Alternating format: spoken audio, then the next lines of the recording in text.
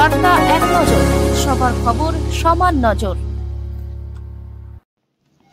Bansberia Hanseswari road শিবাজি সংঘ ও junior নীল সংঘের যৌথ উদ্যোগে বীর হনুমান পুজো ও কৃষ্ণ পুজোর আয়োজন করা হয়। এই পুজো এবার 25 বছর রজত জয়ন্তী বর্ষ।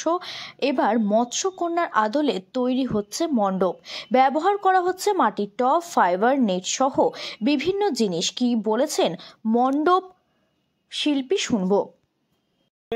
যে টোটাল রাবার সিট, আপনাদের ছোট ছোট যে পট হয়, মানে গাছ তৈরি করতে এই পট কিছু আছে, আপনার ফোম, মাটির টব যেটা বলছেন, মাটির টব, এইসব সমস্ত টুকিটাকি নিয়ে আমাদের এই চিন্তাটি করা।